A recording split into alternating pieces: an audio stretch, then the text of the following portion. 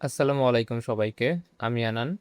আপনাদের সবাইকে স্বাগত জানাচ্ছি আরেকটু ইংলিশ উইথ আনানের আজকের পডকাস্টে। আজকে আমরা এমন একটা বিষয় নিয়ে কথা বলবো, যেটা আমাদের দেশের প্রায় প্রত্যেক শিক্ষার্থীর জীবনের সঙ্গেই কোনো না কোনোভাবে জড়িত। বিষয়টি হলো, বাংলাদেশের শিক্ষার্থীরা ইংরেজিতে আসলে দুর্বল কেন? আমরা স্কুলে ইংরেজি পড়ি, কলেজে ইংরেজি পড়ি, বিশ্ববিদ্যালয়ে ইংরেজির প্রয়োজন হয়। একজন শিক্ষার্থী প্রায় 10 থেকে 12 বছর ইংরেজি করার পরেও অনেক সময় খুব সাধারণ একটা কনভারসেশন করতে ভয় পায়। ধরুন কেউ যদি জিজ্ঞেস করে টেল মি অ্যাবাউট ইউরসেলফ, তখন আমরা অনেকে চিন্তায় পড়ে যাই। মনে মনে গ্রামার খুঁজি, প্রেজেন্ট টেন্স হবে নাকি পাস্ট টেন্স হবে, আর্টিকেল লাগবে কিনা, প্রিপোজিশন ঠিক আছে কিনা। আর এত কিছু চিন্তা করতে করতে কথাটাই আর বলা হয় না। তাহলে প্রশ্ন হচ্ছে, এত বছর ইংরেজি পড়েও আমাদের এই সমস্যাটা কেন? আজকে আমি কয়েকটি কারণ নিয়ে কথা বলবো। একই সঙ্গে বলবো কিভাবে আমরা এই সমস্যাগুলো থেকে বের হয়ে আসতে পারি।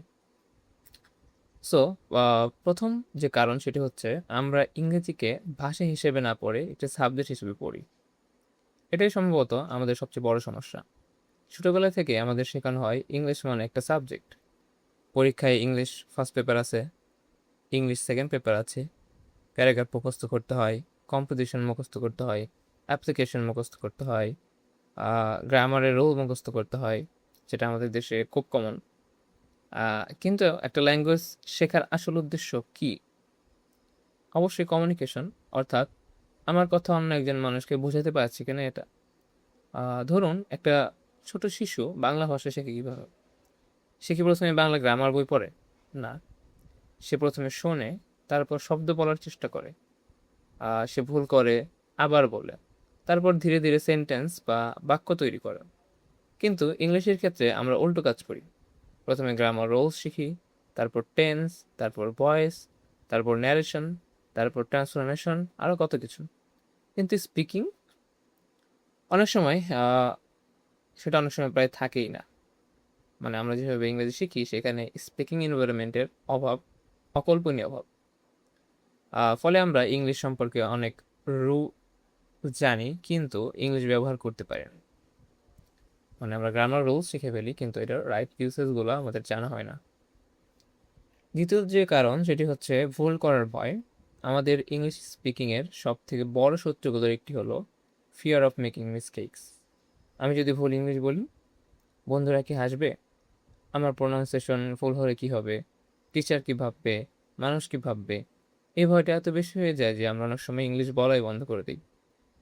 ধরুন আপনি বলতে চান yesterday I went to the market, কিন্তু ভুল করে বললেন yesterday I go to the market.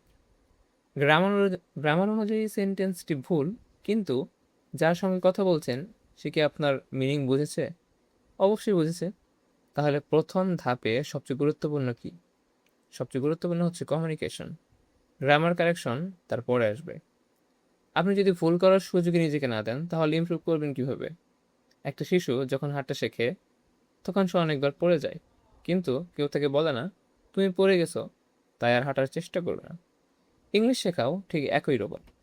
Mistake is part of learning, এটা আমাদের সবারই মনে রাখা দরকার। আপনি ভুল করবেন, ভুল থেকে শিখবেন, আবার বলবেন, এভাবে ইমপ্রুভমেন্ট আসে। তৃতীয় যে কারণ সেটি হচ্ছে আমাদের ইংলিশ ইনপুট খুব কম। দ্যাট মিন্স ল্যাঙ্গুয়েজ শেখার জন্য প্রচুর ইনপুট দরকার। ইনপুট বলতে আসলে আমি কি বোঝাচ্ছি এখানে?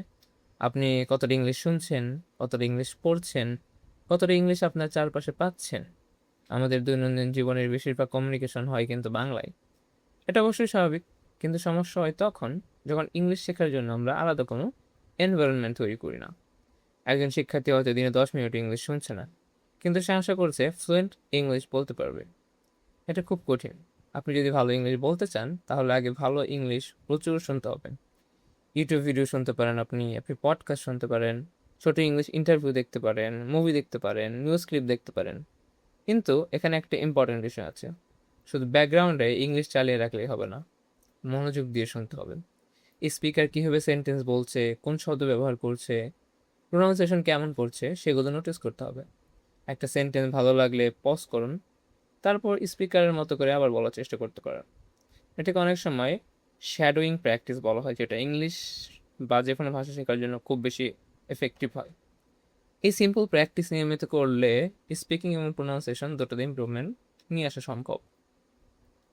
চতুর্থ কারণ, ভোকাবুলারি শেখার ভুল পদ্ধতি।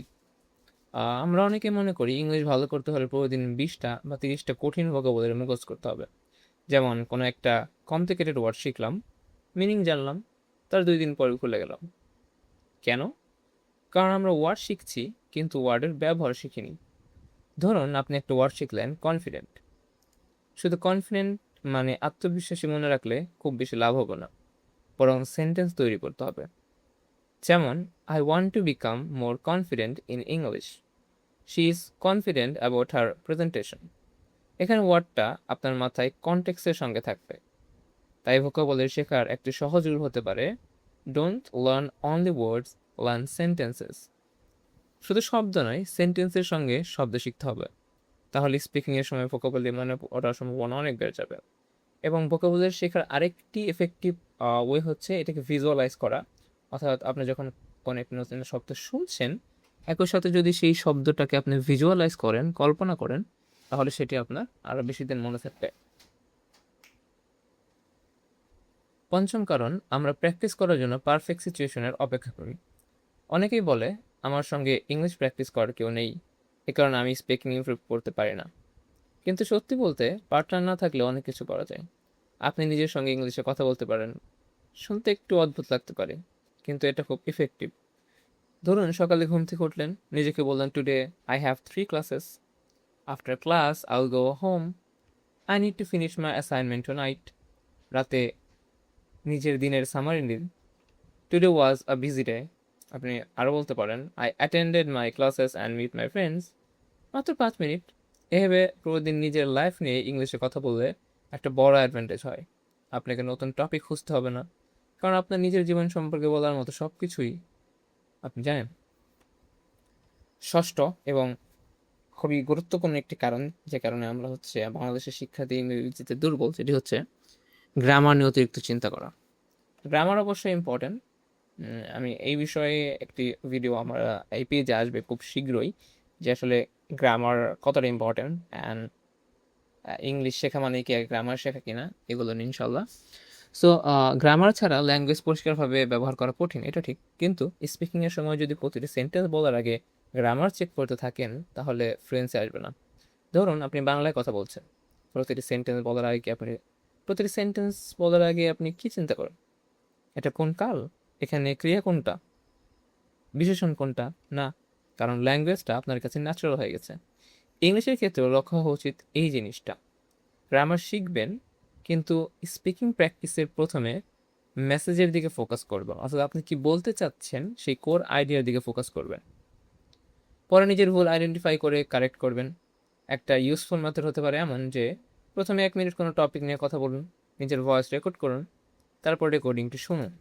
কোথায় গ্রামার মিস্টেক হয়েছে, কোথায় একই ওয়ার্ড বারবার ব্যবহার করেছেন, কোথায় পজ বেশি হয়েছে, মানে থেমেছেন বেশি, সেগুলো লক্ষ্য করুন। তারপর একই টপিক আবার বলুন। দ্বিতীয়বার আপনি নিজের ইমপ্রুভমেন্ট নিজেই বুঝতে পারবেন। সপ্তম যে কারণ, সেটি হচ্ছে ইংলিশ শেখার ধারাবাহিকতা নেই। আমরা অনেকে ইংলিশ শেখা শুরু করি খুব মোটিভেশন নিয়ে। প্রথম দিন 2 ঘন্টা পড়লাম, দ্বিতীয় দিন 1 ঘন্টা, তৃতীয় দিন আবার ব্যস্ত হয়ে যাই, চতুর্থ দিন আর করাই হয় না। তারপর 1 সপ্তাহ পর আবার শুরু করি। ল্যাঙ্গুয়েজ ভেবে শেখা খুব কঠিন। ইংলিশ শেখার ক্ষেত্রে 3 ঘন্টা একদিন প্র্যাকটিস করার চেয়ে প্রতিদিন 20 বা 30 মিনিট প্র্যাকটিস করানো বেশি ইউজফুল। কারণ ল্যাঙ্গুয়েজ একটি স্কিল, যেমন সুইমিং, সাইক্লিং, ড্রাইভিং। এখন স্কিল ইমপ্রুভ করতে হলে রেগুলার প্র্যাকটিস করাটা জরুরি। তাই আমি বলবো, don't focus on intensity, focus on consistency. একদিনে অনেক কিছু করার চেষ্টা করবেন না, প্রতিদিন একটু একটু করে করতে পারেন। তাহলে আপনি যদি একজন শিক্ষার্থী হন বা ইংলিশে নিয়ে খুব সিরিয়াস একজন কেউ হন, তাহলে আপনি কি করতে পারেন? আমি একটা খুব সিম্পল রুটিন বলছি। আপনি চাইলে আজ থেকে শুরু করতে পারেন। প্রতিদিন 30 মিনিট, প্রথম 10 মিনিট ইংলিশ শুনুন। পডকাস্ট হতে পারে, ইন্টারভিউ হতে পারে, বা ছোট ইউটিউব ভিডিও হতে পারে। পরের 5 মিনিট নতুন সেন্টেন্স লিখুন। সেদিন যেসব ইউজফুল এক্সপ্রেশন আপনি শুনছেন সেগুলো নোট করুন। তারপর 10 মিনিট স্পিকিং প্র্যাকটিস করুন। নিজের সঙ্গে কথা বলুন, কোনো টপিক নিয়ে বলুন, অথবা শুনে শুনে স্পিকারকে অনুসরণ আপনি করতে পারেন। মানে স্পিকার যেটা বলছে সেটা পজ করে করে আপনি বলতে পারেন। শেষ 5 মিনিট নিজের ভুলগুলো খুঁজে বের করুন, এটা অনেক গুরুত্বপূর্ণ। এই রুটিন আপনি যদি কয়েক মাস নিয়মিত ফলো করেন তাহলে একটা নোটিসেবল চেঞ্জ আপনি অবশ্যই দেখতে পারবেন। কিন্তু একটা বিষয় মনে রাখতে হবে, ফ্লুয়েন্সি ওভারনাইট কখনোই আসে না, 1 সপ্তাহ আসে না, 2 সপ্তাহ আসে না, এটা একটা প্রসেস। আরেকটি গুরুত্বপূর্ণ বিষয়, আমাদের ইংলিশ শেখার উদ্দেশ্য হওয়া উচিত না অন্য কাউকে ইমপ্রেস করা। আমাদের লক্ষ্য হওয়া উচিত নিজের কথা পরিষ্কারভাবে কমিউনিকেট করতে পারা। আপনার অ্যাকসেন্ট ব্রিটিশ না হলেও সমস্যা নেই, আমেরিকান না হলেও সমস্যা নেই, আপনার বাংলাদেশি অ্যাকসেন্ট থাকতে পারে, এটা কমপ্লিটলি নর্মাল। সবথেকে গুরুত্বপূর্ণ হলো আপনার প্রোনাউন্সিয়েশন আন্ডারস্ট্যান্ডেবল কিনা, আপনি কনফিডেন্টলি নিজের কথা বলতে পারছেন কিনা, আপনার লিসেনার আপনার মেসেজ বুঝতে পারছে কিনা। ইংলিশ একটা ল্যাঙ্গুয়েজ, কোনো ইন্টেলিজেন্স টেস্ট না। কেউ ফ্লুয়েন্ট ইংলিশ বললেই সে বেশি ইন্টেলিজেন্ট, আর কেউ ইংলিশে একটু দুর্বল হলে সে কম ইন্টেলিজেন্ট, এমন না। ইংলিশ একটি স্কিল, আর স্কিল প্র্যাকটিসের মাধ্যমে খুব বেশি ডেভেলপ করা যায়। শেষ কথা বলবো, তাহলে বাংলাদেশের শিক্ষার্থীরা ইংলিশে দুর্বল কেন? আমার মতে বড় কয়েকটি কারণ হলো, আমরা ইংলিশকে ল্যাঙ্গুয়েজের বলতে সাবজেক্ট হিসেবে দেখি, আমরা ভুল করতে ভয় পাই, আমাদের ইংলিশ ইনপুট কম, আমরা ভোকাবুলারি ভুলভাবে শিখি, আমরা স্পিকিং প্র্যাকটিস কম করি, গ্রামার নিয়ে অতিরিক্ত চিন্তা করি, আর সবচেয়ে বড় বিষয়, আমাদের প্র্যাকটিস অনেক সময় কনসিস্টেন্ট হয় না। কিন্তু ভালো খবর হচ্ছে, এগুলোর প্রত্যেকটাই চেঞ্জ করা সম্ভব। আপনার ইংলিশ আজকে দুর্বল হতে পারে, কিন্তু তার মানে নয় যে আপনি ইংলিশ সবসময় দুর্বল থাকবেন। আজকে প্রতিদিন 20-30 মিনিট ইংলিশের সঙ্গে সময় কাটাতে পারেন। ইংলিশ শুনুন, বলুন, ভুল করুন, নিজের ভয়েস রেকর্ড করুন, আবার বলুন। আর ইমপ্রুভমেন্টের জন্য নিজেকে সময় দিতে হবে। মনে রাখবেন, you don't need perfect English to start speaking, you need to start speaking to improve your English. আজকের পডকাস্ট এখানে শেষ করছি। আপনার যদি পডকাস্টটি ভালো লাগে তাহলে একজন বন্ধুর সঙ্গে শেয়ার করতে পারেন। আর ইংলিশ শেখার ইচ্ছা আছে কিন্তু কোথা থেকে শুরু করবেন বুঝতে পারছে না, বা সেই বন্ধু হয়তো বুঝতে পারছে না। আর কমেন্টে আমাকে জানাতে পারেন, ইংলিশ শেখার ক্ষেত্রে আপনার সব থেকে বড় সমস্যা কোনটি? স্পিকিং, গ্রামার, ভোকাবুলারি, নাকি কনফিডেন্স? আপনার শুনছিলেন আরেকটি ইংলিশ উইথ আনান। সবাই ভালো থাকবেন আর পরের দিন চেষ্টা করবেন